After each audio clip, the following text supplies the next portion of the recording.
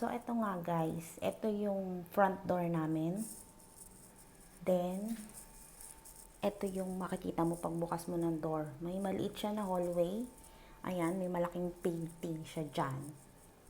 Then, on your left, may kitchen siya. Ito na yung kitchen niya. So, ayan, nagtuto ako ng pork. Magluluto ako mamaya. So, ayan. Yan, to binili na lang namin to kasi wala silang oven. Kasi minsan gusto kong mag-bake.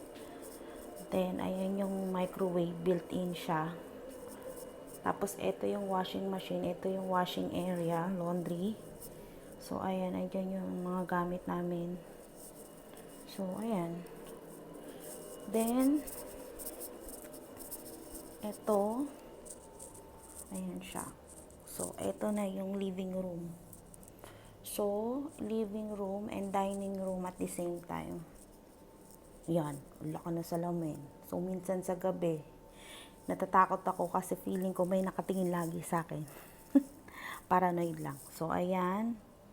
Ayan yung dining table namin. May mga fruit siya dyan. Then, dito kami madalas tumambay ni Sir. Tigisa kami ng couch. So, akin to. At yan yung aking baby na si Ana. So, ayan, picture namin. Kasi mukhang di namin bahay pag di kami naglagay ng picture.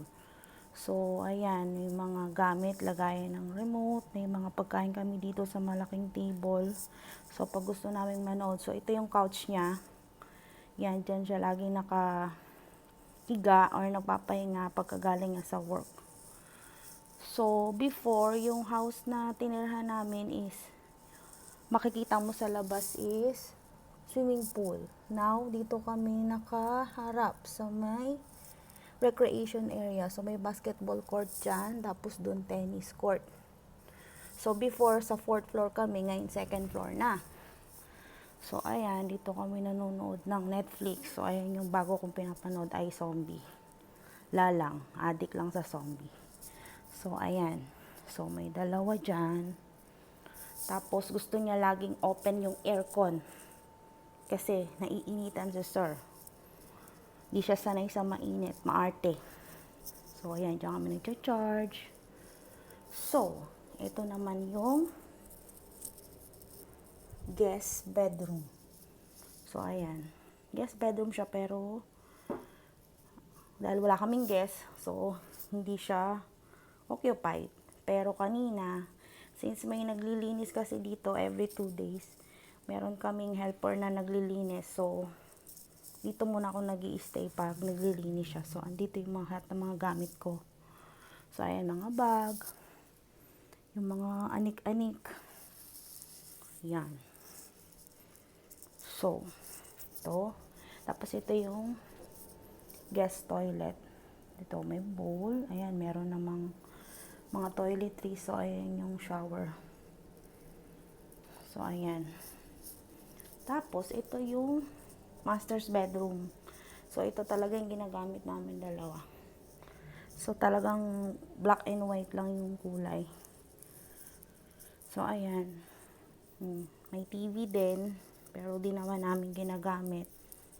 So, ayan. Ito na yung view. Ayan, may mga naglilinis na naman sa baba. Pipintura sila. So, ayun. Yeah, ito yung mga closet namin. Diyan yung mga damit namin. Tapos, ito yung main toilet.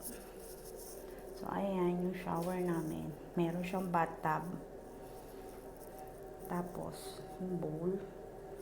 Yung mga gamit ko. Tapos, ito yung vanity mirror. So, ayun. Yun nga, guys. Kasi before, mas maliit yung unit namin. Eh, si Sir, naiinip. So, lumipat siya sa mas malaking house. So, I prefer this house naman kasi mas maano siya, mas malaki, spacious, tsaka at the same time, parang hindi siya nakakainip. Kasi doon, 1 bedroom lang eh. So, ito 2 bedroom. So, pag nag-aaway kami ni Sir, pwede ako doon sa isang room. Charot. So, yun lang guys. Thank you so much for watching.